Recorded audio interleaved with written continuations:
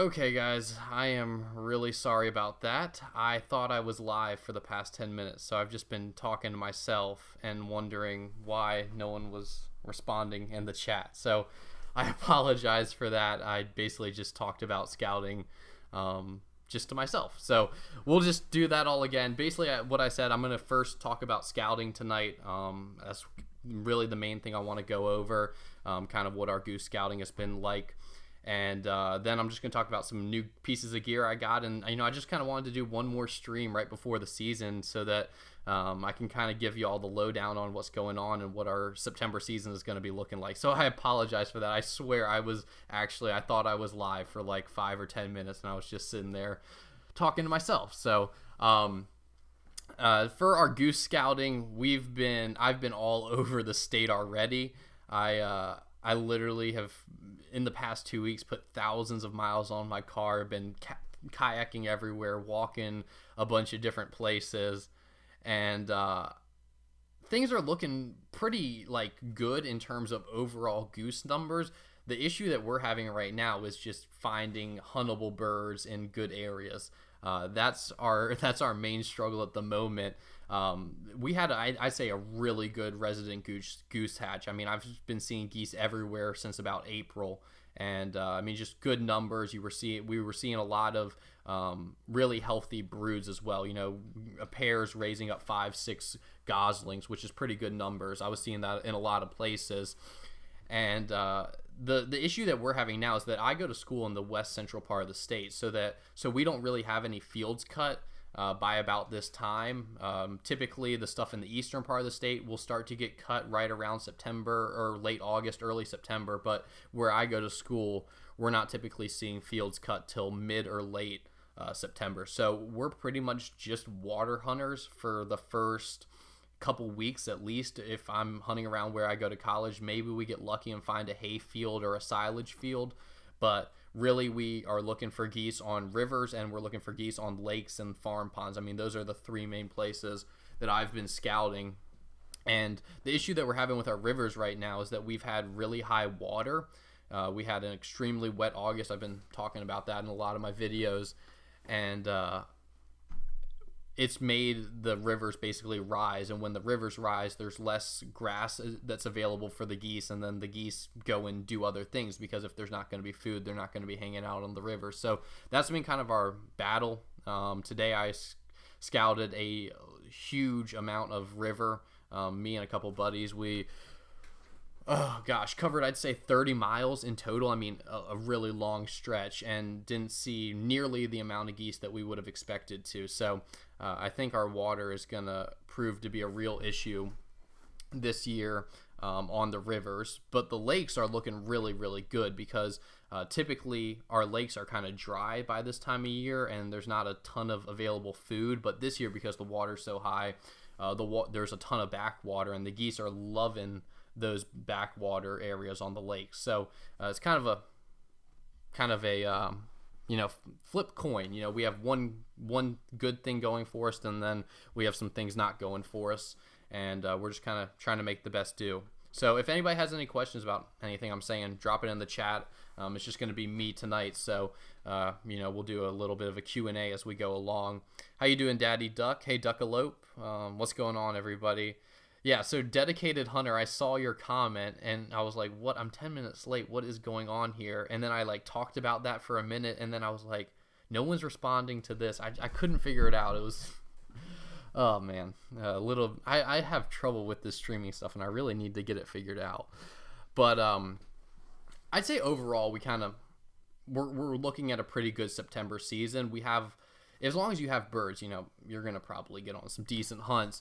And it's just going to come down to really when our corn gets cut in my area of the state. If our corn starts getting cut first, second week of September, we're going to get on a lot of birds. But if it takes them until pretty much the season's over to start cutting like it has at times, it can be rough for us, because, hunting geese over water, they get smart after about a week of being chased around on the water, and they know kind of what to do. So that's what it's looking like. We'll almost certainly be hunting over water on opening day, unless I do some traveling that I'm not expecting to, and then kind of see where it goes from there. But yeah, I'll answer some questions. Looks like we got some rolling in. What's up, Zach? Yes, I'd love to come hunt the early season, but man, that's a little bit of a drive. Am I going to be dove hunting the opener? I will. So our dove season opens up on September 5th this year, which is this coming Saturday. And we have a pretty good dove hunt lined up for opener. I think we are probably going to be hunting the same farm that we typically have, that we hunted, at least we hunted it for doves last season. And there's been quite a few out there. So I'm definitely looking forward to that. I think we're going to have a pretty good dove opener. And I'm starting to just see a lot of doves in general. I think we're kind of getting the perfect cold front starting to roll through, because we do get some migratory doves pushing through in September. So yeah, I'm starting to see some more moving into the area, I feel like.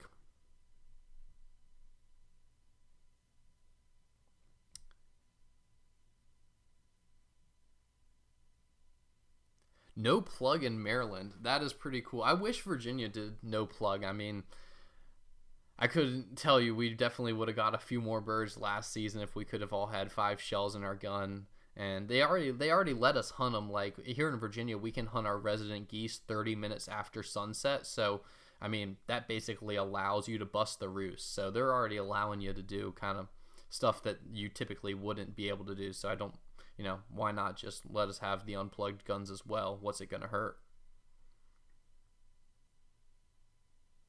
Are they in geese? The geese aren't in the swamp, so we pretty much never see good numbers of geese in swamps in September. You'll find little family groups, but you're never going to really find any big congregations unless the water is really wacky for whatever reason. There are a few on the rivers, but the thing is, on the rivers, they're really, really spread out right now because the water's so high. There's not a lot of food for them. So I think they're really on the farm ponds right now.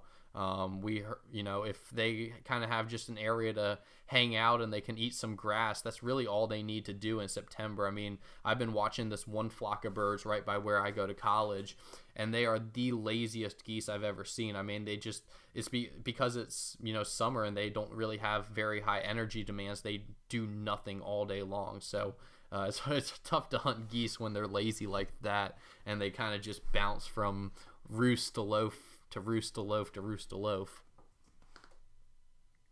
What's good, Daniel? I appreciate it. That's awesome, TRI. I'm very much looking forward to the day I get my first duck dog. I would love to have a duck dog. That sounds awesome. Looking forward to hearing more about that from you.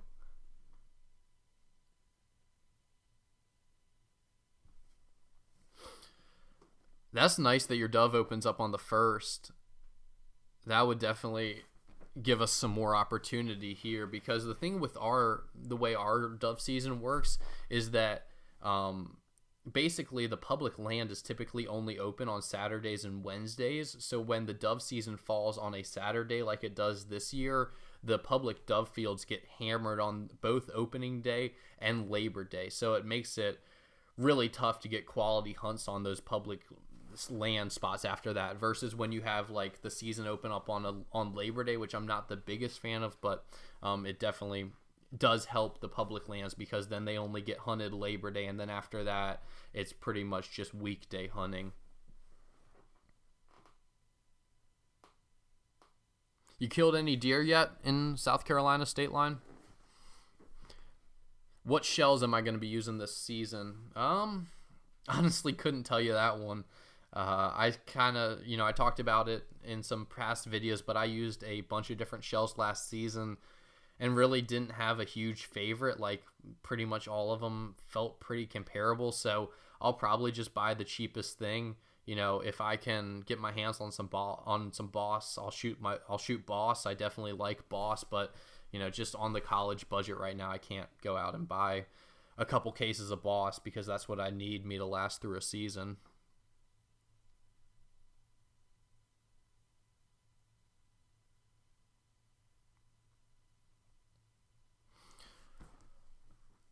Yeah, so Jesse, I know Old Town's having some production problems right now, just because number one, there's been a huge increase in kayak orders because people are picking it up with, all this COVID stuff going on. And then also, just getting materials and having workers available is tough. So I'm not sure about when you'll be able to find one, but what paddle size I use, I believe I use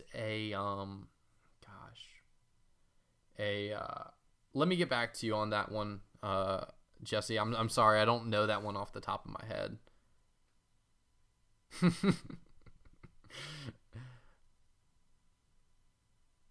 Damn, Andrew. I've seen that happen with resident geese too many times to count. I mean, in my opinion, the most finicky, or I don't want to say finicky, the most aggravating birds out there are early season geese because they just change their patterns like whenever they want, and it's so unpredictable. At least during the regular season, you have a big cold front roll through, you have something weather related happen and they change their pattern. You're like, okay, I get it.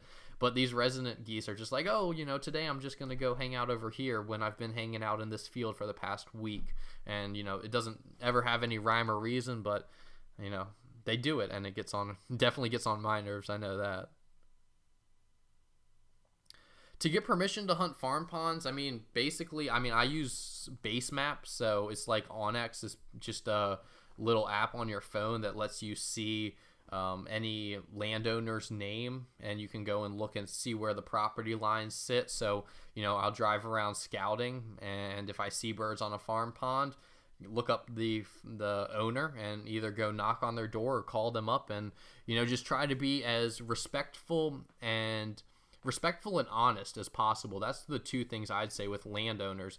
I can't tell you how many landowners I've talked to who have said, I used to let people hunt here, and then someone came along and trashed the property, and now I don't let hunters on anymore. So number one is just being respectful, and then being honest. Let them know when you're going to show up, how many people you're going to have.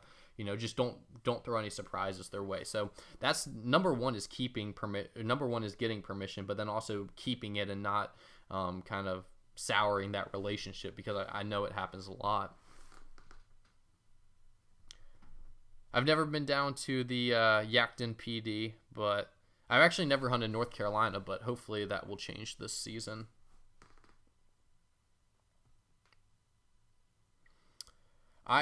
So what semi-automatic shotgun would I recommend? I shoot a Franchi Affinity 3, but I don't know if I'd really recommend any brand. I like my Franchi Affinity 3, and if the Franchis fit you, I'd recommend that gun, but definitely just purchase the gun that fits you best.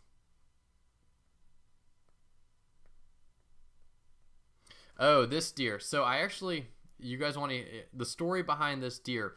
I actually didn't shoot this deer. This is a deer my dad shot. I don't actually have any deer that I've shot mounted. So this was the first deer my dad ever shot with a bow.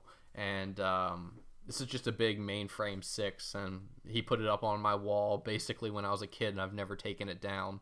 So yeah, that's not my deer. And I will be hopefully doing a deer hunt on this channel this season. I'm not promising anything, but I have my bow sitting over there, and I'm going to bring it back to college when I go back up there and practice with it. So hopefully I'll be able to stick a deer with that this year. Oh yeah, this is one thing I wanted to talk about too. These are the new Flyways collective hats. So these are just released on the website. If you guys haven't already gone and checked out the Flyways collective merchandise, I have hats on there. I don't have one handy, but if you guys have watched my videos, you've seen my hats. So I still have a few of those left on there. And then also we just started making these. These are the Flyways collective hats. And if you guys want to support the Flyways collective and like what we do, this is like, if you purchase a hat from me, it goes directly to supporting my channel. If you purchase a hat from the Flyways collective, it basically goes directly to supporting the Flyways collective and our collabs and what we do. So we're selling these now. Pretty cool camo hats. I like them. So yeah, just a little bit about that. What's up, Matt? Glad to have you on here.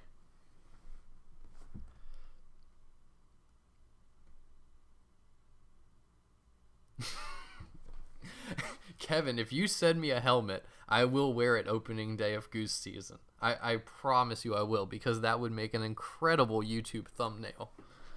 So someone send me a football helmet, and I will wear it for the opener. I promise you.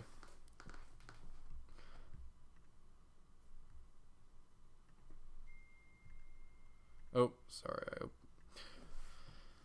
All right, so I've talked about scouting. I want to show you all a couple new pieces of gear I got. Then I'll go back to answering questions. Let's make sure I'm not missing any here. But, yeah. So if anybody has any other questions about scouting, I'll probably jump back to it here. But I want to show you all a couple pieces of gear I got. If you guys follow my Instagram, you guys probably already saw this. But this is the #1 thing I wanted to show. I went ahead and bit the bullet. For those of you who don't know what this is a shot cam. It basically is a barrel camera, and it mounts under your barrel and gets really good footage. Jordan, Elliot, Titus, and those three in the Flyways collective, they all use them and they all really like them. The issue with them is that they cost $650. So if you don't have kind of a partnership with the company, which I don't, it's a tough bullet to bite. But before this season, I decided I was just gonna, if there was a sale, I was gonna jump on it. And there was a Labor Day sale where these things were going for $550. So I just went ahead and got it, and now you guys will get to see how much I miss.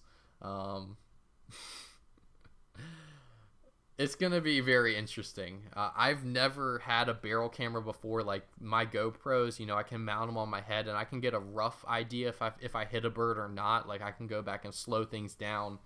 But this thing, I mean, there's no ifs, ands, or buts about it. When the banded bird comes in, you pull the footage up on this thing because you're going to know who hit it. And I haven't even put a round through my gun with this on yet. I need to go actually take it out tomorrow and put some rounds in the gun before opener so that I can get this thing calibrated and figured out. But like 36 hours, and hopefully I'll be shooting some birds with this thing mounted on the bottom of my barrel. And if you guys want to see what comes in the box, so you get a shot cam, and you get like a charging cable, and then some extra spare parts, and then a little wrench for putting it on the gun. So pretty cool piece of gear. $550, man. God, that's tough. But hopefully I'll be using this thing for years and years to come, and I do film YouTube videos, so I feel like it kind of makes sense for me to have one. All right, anybody got any questions? Let's make sure I didn't miss any.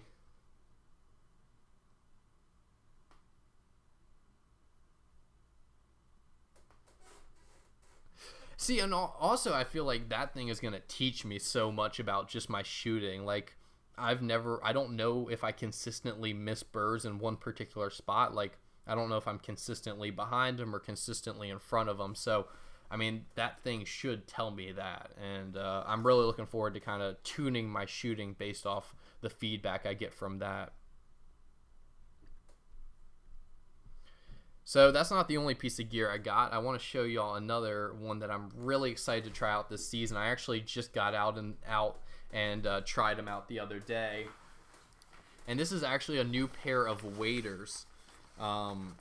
If you guys know, I use Tidewee waders for the past 2 seasons. They're cheap neoprene waders. They work for what I needed them to do, but they weren't the most ideal waders. After a couple years, they were starting to fall apart basically, and I needed a new pair of waders.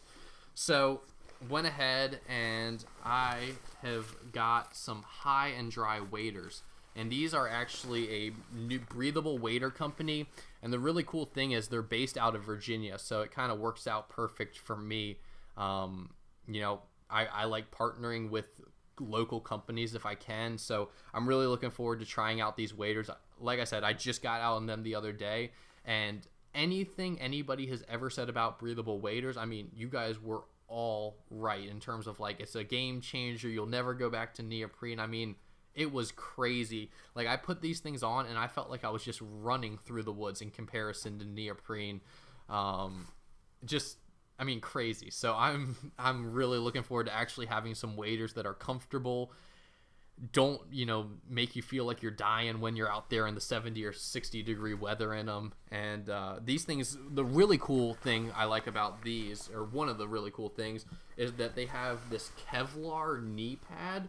So if you guys have heard about what I hunt in, I hunt mainly beaver swamps, and that means I'm walking through a lot of sticks. I have a lot of just stuff in the water that I got to watch out for, and typically that area, like right below the knee, is where I always get holes in my waders. So that Kevlar should basically stop any punctures from happening and save me a lot of time repairing my waders and probably just getting new waders like I've had to do a bunch of times. How thin are the boots? The boots are really nice. They're not, so they're like, I don't know how to say it. Like, they're the perfect size boot. If you guys, like, the waders I used to use, the old Cabela's waders, they had that huge boot on them, which, was nice. It was full of insulation. It would keep your foot warm, but man, walking in those things sucked. So these things have a boot that's a little bit more, like, light. It's definitely still high quality. I can't see any way you'd put a hole in something like this, but it has 600 grams of insulation. And the thing about their boots, and they actually, I saw a demonstration of this, they have insulation all the way around their boot, where a lot of companies only have insulation in specific places. So one thing I've noticed is like, hey, my foot's warm in this half, but it's cold in the other half. And that's because, a lot of companies skimp on their insulation. And that's one thing they've made a point, is that they want to make these boots high quality and then have kind of insulation throughout. So I'm really looking forward to trying these out and just seeing how they change my opinion on waders after a season. Because, just after one outing in them, it's kind of opened my eyes to a whole new world. So I'm really looking forward to just seeing how they last, how they hold up, and trying them out. I also have some other gear, but I'm gonna answer some questions here. What made me decide to start recording my hunts? That's a great question. I don't know if I've ever actually answered that. I'd say it was Josh and Elliot, quite honestly. When I first got into duck hunting, so I don't know how to tell this. Basically, I was a deer and turkey hunter. That's what I grew up doing. I really didn't grow up waterfowl hunting, and I'd always had a fascination with waterfowl hunting, like when I was 14 and 15 years old. So when I got my driver's license, I kind of had the I don't know how to say it, like the world at my hands, and I just took off waterfowl hunting, and I was really inexperienced and was just trying to learn. So I was watching all these YouTube videos, and I found Elliot's channel and I found Josh's channel, and I was just watching them, and I was like, man, these guys, they definitely learn so much just from videoing their hunts, because they can go back and watch them later and learn from them, and also they have those memories saved. So I just saw that as being pretty cool, and that made me really want to start filming waterfowl hunts. Before that, I just had a GoPro, and I just kind of liked filming videos. It's something I've always enjoyed doing. I guess it's just something that I but that was really the main motivation for me to start filming waterfowl hunts, was just saving the memories and then being able to learn from the hunts, being able to go back and watch that footage. So that was kind of the main reason for that.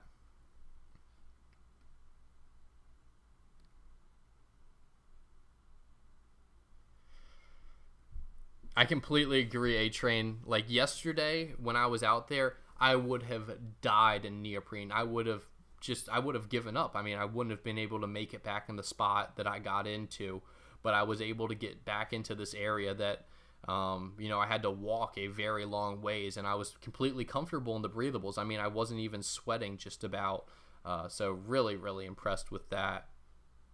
And then the thing for me with the breathables is I've always been a big guy into layering. Like, I always layer.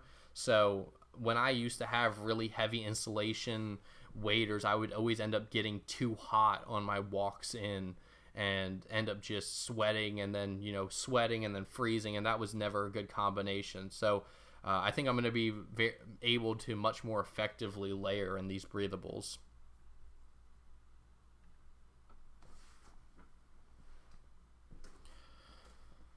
I feel that, State Line. I had multiple hunts corrupt last year that I would have really liked to post. So camera troubles can be like there's so many positive things you can take away from filming your videos, but man, filming your videos can be the biggest headache in the world, and it can take away the enjoyment from a hunt in some scenarios, which is really bad. I don't like that about filming. I wish there was a way to do it where it would never jeopardize a hunt or kind of screw up a hunt, because it does sometimes. I mean, it's just kind of how it works. So there's a lot of positives about it, but man, it can be so frustrating sometimes.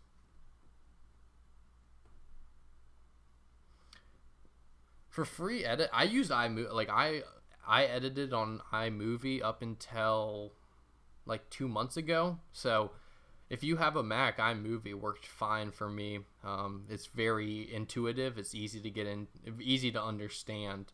So that's what I'd recommend. I also know that there's DaVinci Resolve, which is a free program. I tried that out. I wasn't the biggest fan of it just in terms of how it worked, but that's probably because I was used to iMovie. So now I use Final Cut, and that was a very seamless transition for me.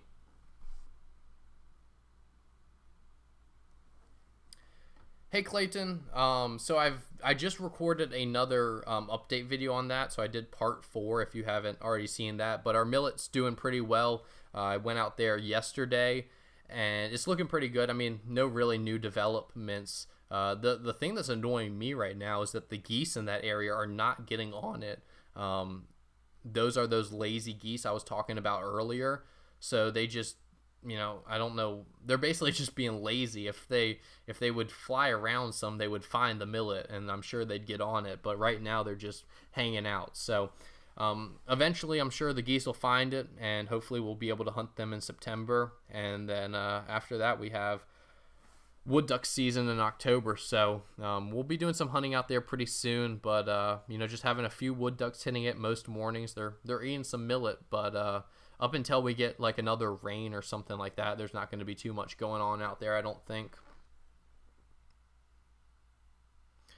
Virginia does have an early teal season, but we have a pretty weird early teal season. So in the eastern half of our state, our teal season opens up on September 17th and runs until September the 30th.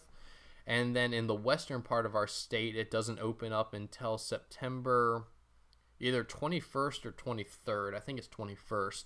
And then it also runs until September 30th. So we get like a week and a half in the eastern part of the state, and then just over a week in the western part of the state. And it seems like most of our teal, from what I've seen, are typically pushing through in early September anyway. So we typically miss out on the big push of teal from what I've seen. So I've looked at the numbers. Our Virginia teal season typically averages under 1,000 birds harvested between every waterfowl hunter in the state. So there's under 1,000 blue-winged teal killed during that teal season. So I mean, we just don't have many come through, quite honestly.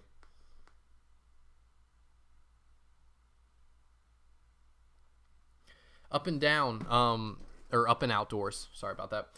Yeah, I'd like to come down there, but just not sure if I can make it down there this season. But if I can, I definitely will. I'm hoping so, Clayton. You know, we've built it, so to say. So if they show up now, it'll be extremely rewarding. And if not, man, I've just learned so much from planting the millet. Just about, you know, number one, about planning stuff and managing, but number two, about natural food sources. And I've kind of just got into that as a result of it. So it's been an extremely positive experience for me, and man, I'd recommend it to anybody. If you have a spot to do it, I'd try it, because it definitely has added some enjoyment to my off season.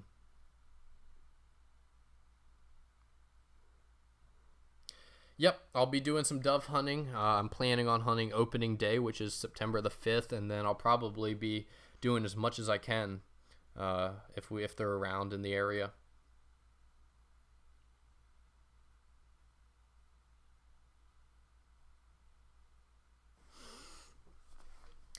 A-Train, what is one duck that I really want to get?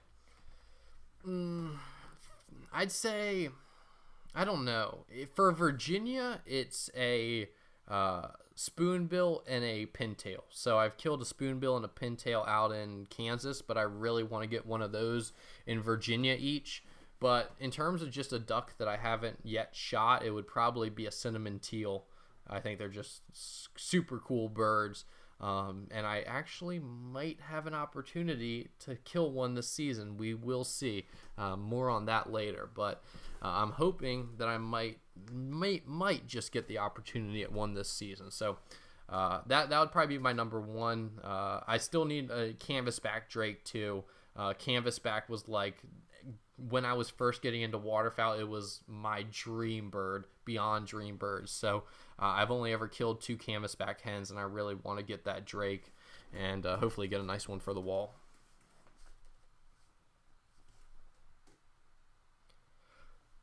Actually, Robert, I was just talking to my friend today about hunting rail. His family does it out there on the Eastern Shore, where I know some people do it.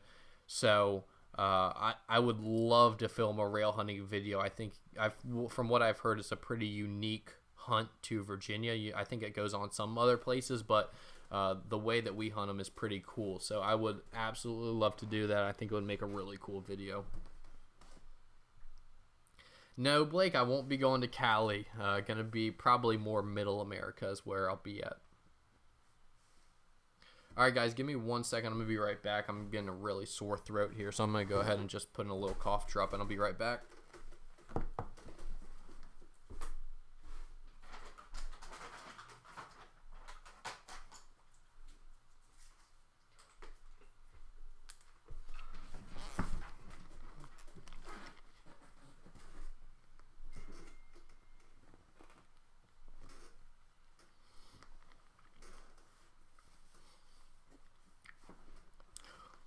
Up and outdoors, when it depends. So when I'm at home, I'm in the central part of the state. When I'm at college, I'm in like the south central, southwest part of the state. So it depends, and I travel a ton. So during any given waterfowl season, I'll end up in pretty much anywhere in Virginia except for Northern Virginia, because I stay away from Northern Virginia. What's my go-to cough drop? I think Riccolo.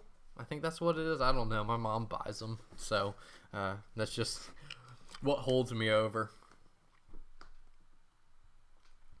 I already said I didn't kill this deer behind me. That was my dad's. And favorite gun? Gosh, I don't know. Couldn't tell you that one, quite honestly. All right, so I got like 2 other pieces of gear. If you guys have any other questions, drop them below, and I'll keep on answering them. And I do want to say a couple other things about September geese, so we'll hop back to that in a minute. But this is another piece of gear, or little piece of camera gear that I got for this season. This is a little light. So if you guys might have noticed in the past in my videos, I have a lot of trouble filming like before light because I never had a good light to mount on my camera.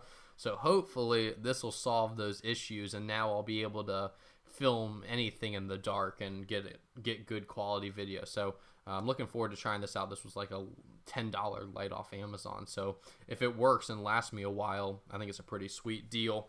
And then I also went ahead and had to get another bottle of that CLP that I was talking about. I used up all the stuff I had before. So for those of you who are wondering what the CLP I was using was, that's break-free CLP. Seems to work well for me so far, so I'm pretty pleased with it.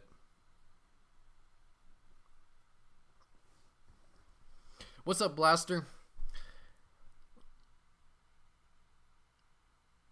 Do I drink coffee? I don't drink coffee. The coffee thing for me is like the same way as breathable waders were. Like, I know it probably helps, but I'm just trying to put it off as long as possible, just so, I don't have to spend money or, do whatever. For waders, it was the spending money thing. For coffee, it's the pre-hunt movements. Those don't seem particularly enticing to me, and then also just the dependency. So for now, I'm just going to stay away from the coffee, but I'm sure in a couple years I'll eventually jump on that train just with everybody else.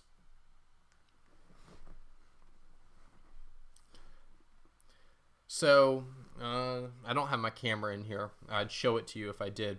But I use a Panasonic G85, and I'll probably be upgrading this season, but I'm not exactly sure. But if you just want to get into filming like little videos, I mean, even that is kind of overkill for filming videos. But it's a mirrorless camera. It costs about $600. So it's pretty budget in terms of a mirrorless camera and takes good video. So I like it. Pretty good camera in my opinion. Room tour. My room is about, you can currently see 2/3 of my room here at home. I do a room tour at college if you guys really want to see that, but my room back at home is extremely small, so you're pretty much seeing all there is to it.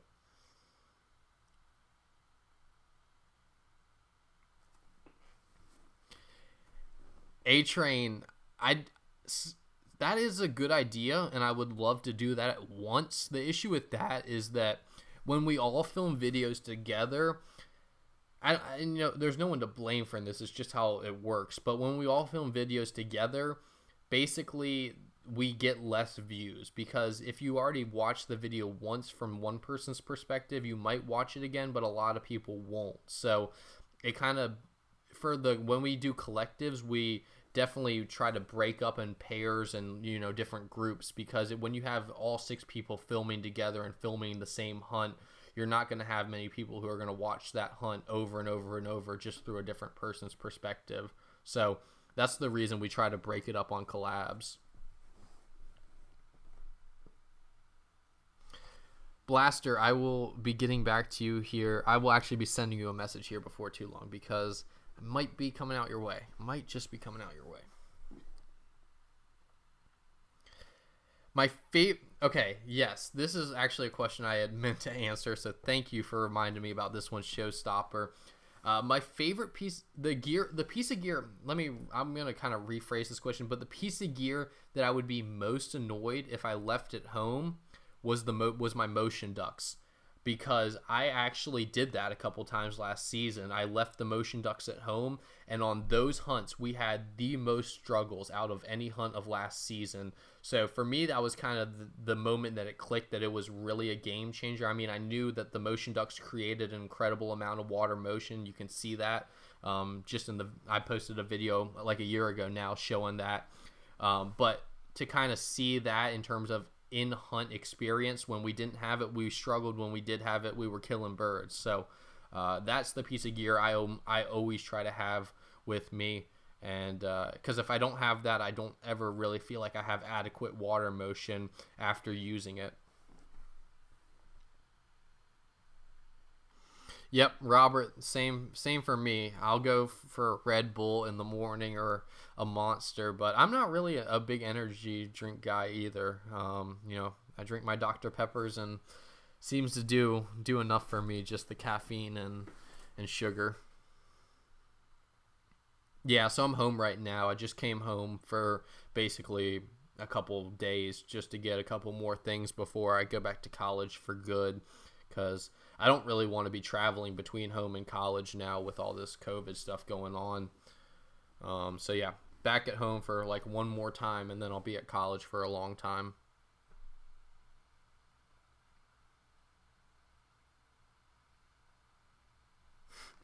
When's the beard happening? So, I literally just shaved about 5 minutes before I started this. I shaved, and I'd been growing that beard. I hadn't shaved for like a week, and I had probably a 1/4 of an inch of stubble. So whenever I grow a beard, I mean, that's going to be a long time coming, because there's not much going on around here right now. I'm going to need some Rogaine or something to jumpstart some growth. But if I can grow a beard, I 100% will. I tried to grow one out for the Flyways collective last season, the collective collab, and I didn't shave for like 2.5 weeks, and all I had was just a nasty neck beard. So it's just not happening right now. I got the mullet going on for this season, kind of, but the beard will probably have to come after a couple more seasons.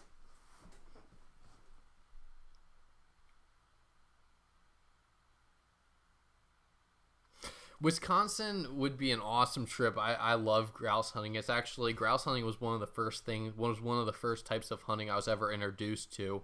So I love grouse hunting. That would be an awesome trip, but man, it's a long drive. I don't think I'll be getting up there this season, but maybe in a few. Thank duck hunting. I'm 20 years old, so getting up there now. That's crazy. I started this YouTube channel when I was 14 years old. I didn't really start filming videos until I was 16. But man, time flies. That's exactly right, Ranty. You cannot go wrong with a cold Dr. Pepper on a cold morning.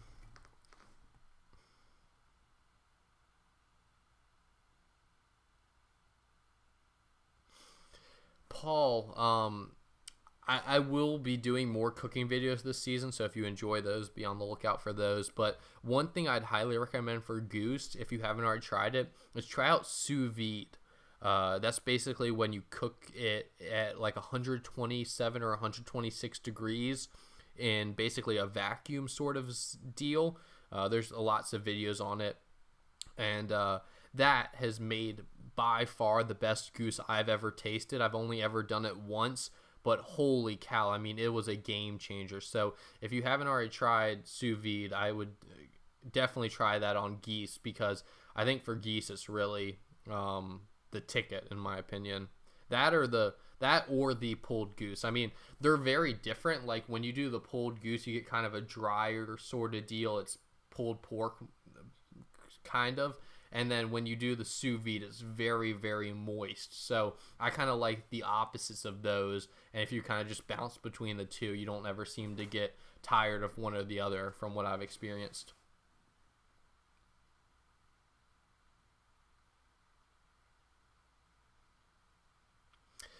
What's going on, Mike? The millet is coming along well. We actually are seeing...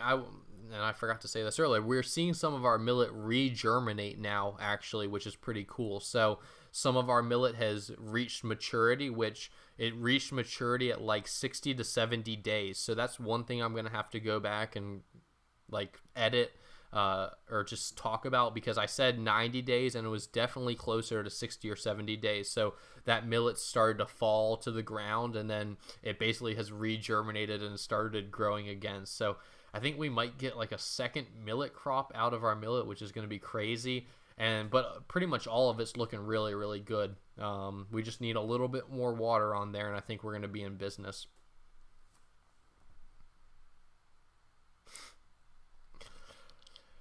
What's going on, Jordo? If you guys haven't already unsubscribed from the Duck Gun Chronicles YouTube channel, you have to do that to help out Matt in the race to a 10,000. No, I'm just kidding. If you haven't already subscribed to Jordan or Matt, definitely highly recommended. Check them out. I do want to do a sandhill crane hunt, and I actually am hoping to do one this season. So that should be pretty cool. The thing for me, the thing I've always said about sandhill cranes is, like, I grew up around blue herons. That's pretty much the only type of like crane or heron like bird we have in my area. So I've grown very used to seeing that silhouette and just being like, you know, whatever, or just like, you know, a lot of times you'll hear something flying around the corner on the lake. You'll be ready, and here comes a blue heron, and you're like, oh gosh, you know, can't shoot him. So for me, it's going to be kind of weird having that silhouette and then like trying to think of it as a crane and not a heron, because I've just grown so used to seeing those around my area. That's a merganser behind me. So this is a red-breasted merganser, and that was actually the first merganser I ever shot. It's a pretty cool story behind that, so I'll tell that story in full one day. But yeah, that's probably my favorite mount that I have is that merganser.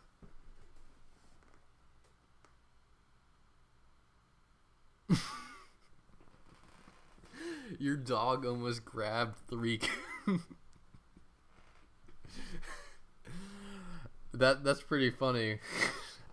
Because I still need to catch my first ever, or shoot my first ever coot. I was going to shoot one in Kansas last year, and that got messed up. So I still need to get that coot off my list as well.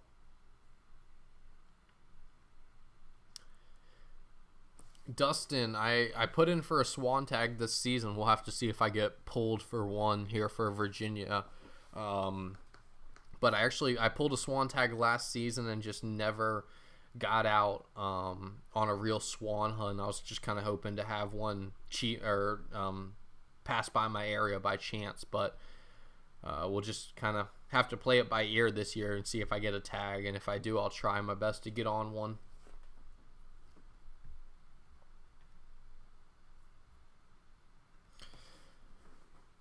Well, we've been going for about 50 minutes here. I want to say a big thank you to everybody who's tuned in tonight. We've had a nice stream of questions going.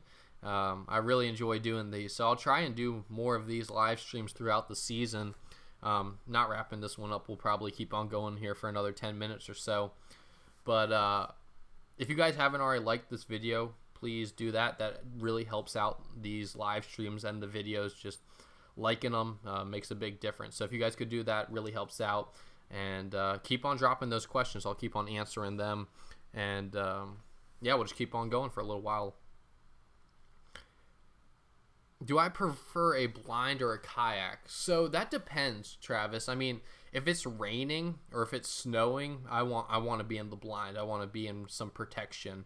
What if it's just a regular day? If there's no precipitation, I'd rather be in the kayak, because for me, I feel way more connected with the area that I'm hunting when I'm hunting the kayak. Just because you can paddle around, you can explore stuff. You're sitting right on the water. So for me, I enjoy the kayak duck hunting style more, but there are definite advantages to having a blind. So, if it's raining or snowing, I'm not going to turn down the blind.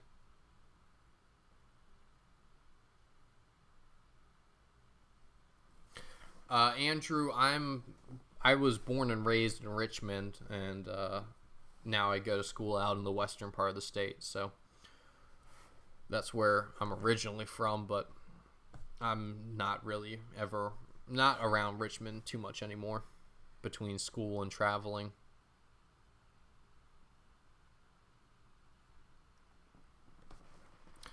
Up and outdoors, there are a few geese around. I mean, there's a decent amount of geese around here.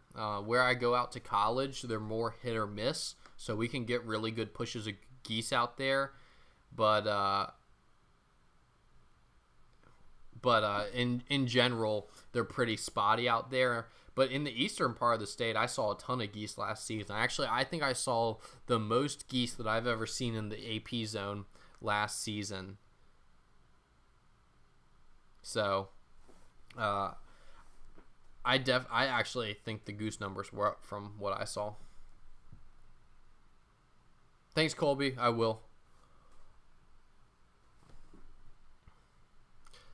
Ben, I will get in touch with you if I'm able to get down to North Carolina for a swan. I don't think I will be able to this season. I didn't put in for a tag. I'm not planning on doing it.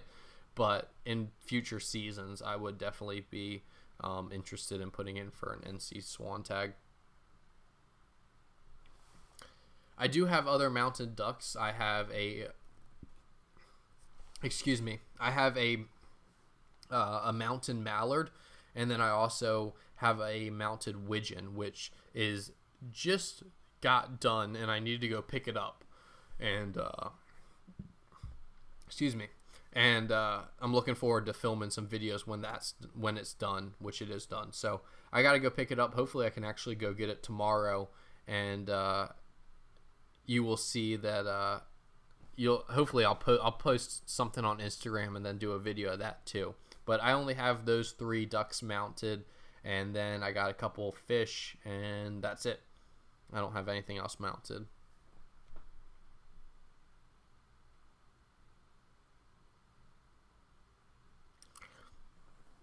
Another great question, Showstopper. I've only ever hunted 2 states, so can't say too much about the ones that I've hunted.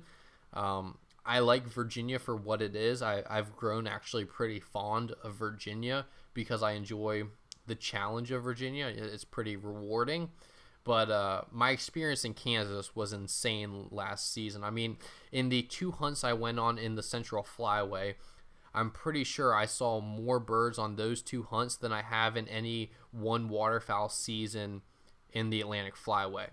So 2 hunts, more than an entire season's worth of birds, just in terms of bird numbers. So, I mean, you really can't compare the Atlantic Flyway to something like that, in my opinion. But I'd say Kansas is pretty cool, and I would definitely go hunt Kansas again. And my number 1 state that I want to hunt right now is probably Utah. I really want to go out and hunt the Great Salt Lake out there. I think that would be super cool.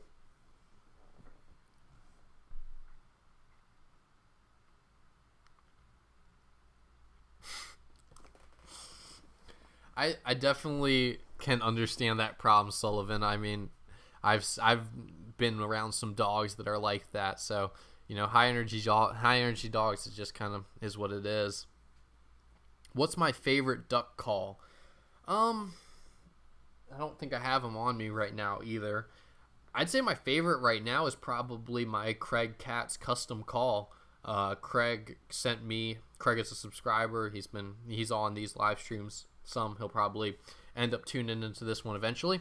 And I've said it. He's sent me a couple calls, and I really enjoy his calls. He sent me a single read call that I've been working with and practicing on, and I think that's going to be my new go-to duck call. So I'm really, really excited about hunting with that call this season. So I enjoy just kind of practice. For me, it's more about practicing than anything. I'm not a naturally good duck caller, so I have to put in quite a bit of time to get good with any duck call, or just get decent with any duck call. So for me, it's kind of the practice and not the exact tool typically. Ducks hunting, I don't have any of my guns in my room right now, so I can't show you any guns. But if you want to see, I did a whole video talking about I did a whole review on my Franke Affinity 3, so if you haven't already seen that video, go and check that one out. And then I talk about my waterfowl hunting gun in pretty much all of the hunts I do, so you can see stuff about it in pretty much all my hunts.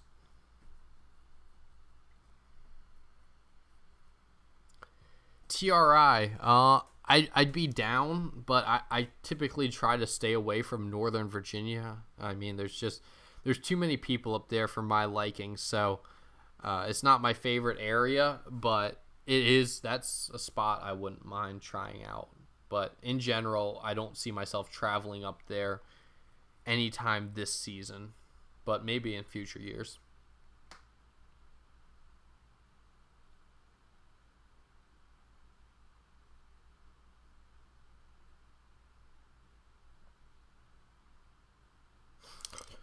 That's exactly right, Andrew. I mean, at the end of the day, there's no point in complaining about it. I mean, I think I gripe probably just as much as anybody else. But at the end of the day, all you can do is suck it up and make the best of the situation. And that's what we do out here in the Atlantic Flyway. And at the end of the day, I find the birds that we harvest very, very rewarding.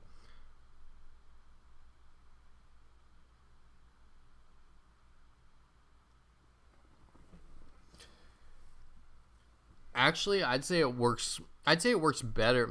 The question is, does a Dove Mojo work as good as people say? And I'd say it works better than most people say. The guys in Jordan in particular has been a big proponent. Jordan over at Duckland Chronicles has been a big advocate for Dove Mojos.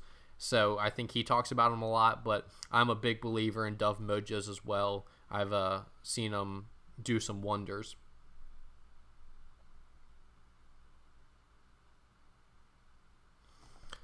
Yeah, Mason, I do a lot of dove hunting, so if there's ever an opportunity to get on a hunt, I'm always down. All right, guys, we're running up on the hour mark here, so if you guys have any other questions, drop them in. But we'll probably wrap this one up here soon. So let's get those last questions in. And also let me know when your guys' season, when the first hunt you'll be going on is. So right now, I will hopefully be officially hunting in like 30 hours from now. 30 hours, and hopefully I'll be out in the field standing over a goose spread waiting to hear some honkers come in.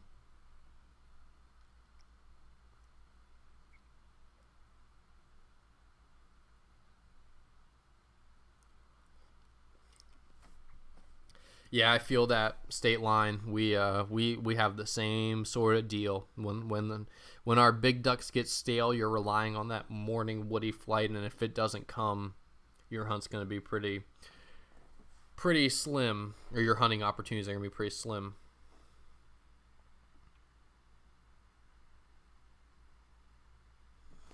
Gotcha, Connor. I think that was probably the case for most people from what I heard, quite honestly. I mean, I don't think we had the weather in most places, and kind of had a bad hatch as well. All right, guys, got a lot of questions here, so I'll keep on trying to do these rapid fire. What am I studying in college? I'm an environmental science major, and I have a business minor. So I want to eventually, hopefully, be a waterfowl researcher or a waterfowl manager, and then this YouTube thing, I mean, if I could make that into a business, that'd be pretty cool too. But right now, I'm just trying to focus on the college stuff primarily.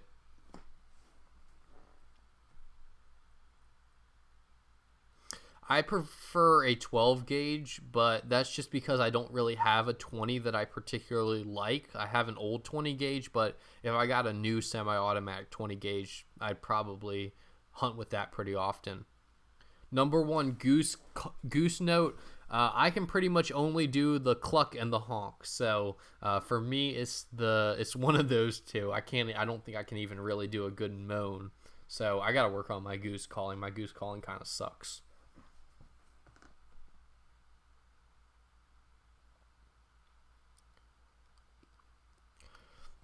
I mean, Kenny, I'm not sure if we'll be doing much teal hunting. I'll probably be getting out after them, but I couldn't tell you where our opener is going to be at if I'm hunting them in Virginia, which I'm not expecting to travel for teal, except for maybe doing a short little weekend trip down to North Carolina for blue wings, but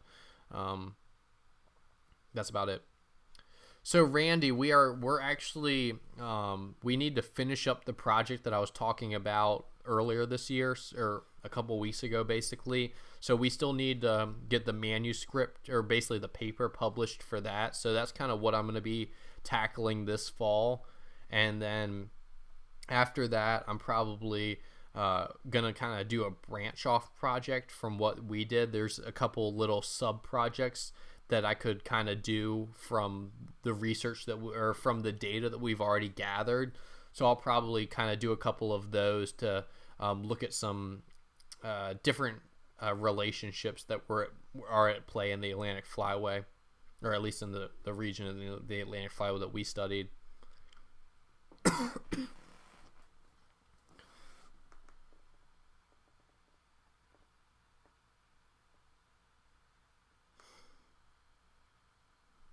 Thanks, Jordo. It's good to see some guys are going to be able to get out here pretty soon. Do you have to work on the opener, Robert? I'm guessing that's probably the case, but I'm glad to see you'll be getting out a couple days there. That's Andy. I'm very, very jealous of y'all's combined early wood duck and teal season. I wish we could hunt wood ducks during September, because we have a lot pushed through, particularly in the western part of the state where I go to college. So that's a pretty cool season y'all got.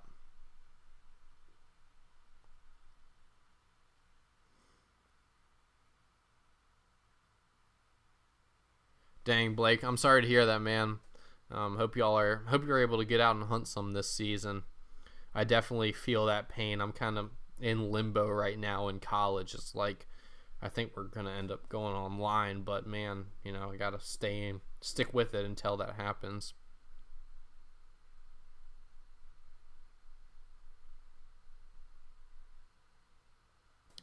Nice, Sullivan. Thanks for joining. Thanks for being here, Clayton. Glad to have you.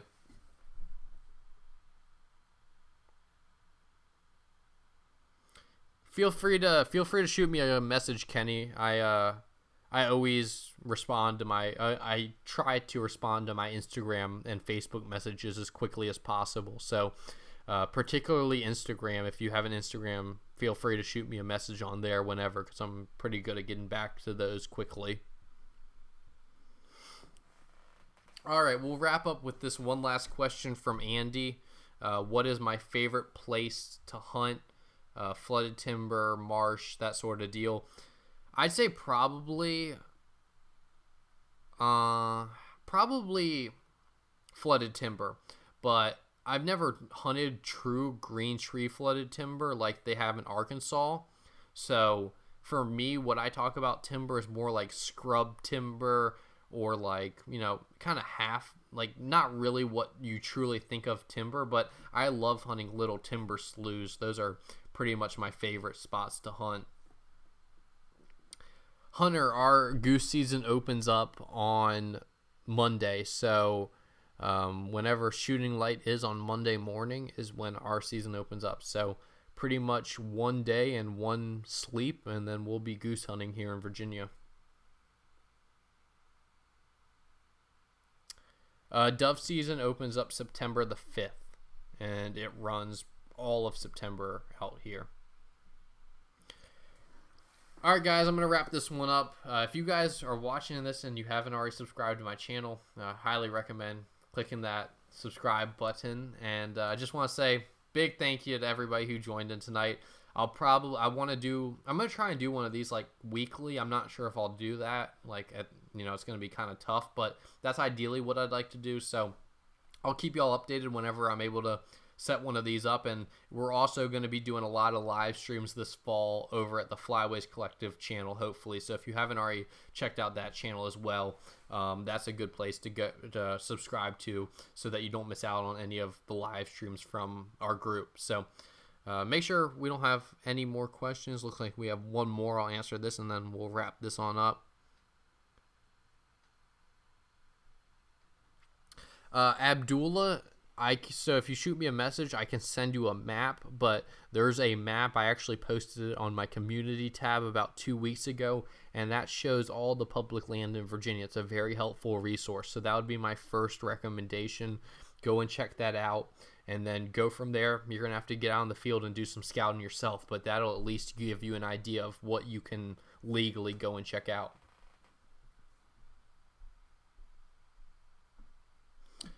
All right, guys, thanks so much for tuning on tonight. Hope you guys enjoyed this one, and I will see you guys with a video coming out hopefully Wednesday, maybe even Tuesday night. We'll see. So stay safe out there. Good luck, everybody, hunting Tuesday or whenever.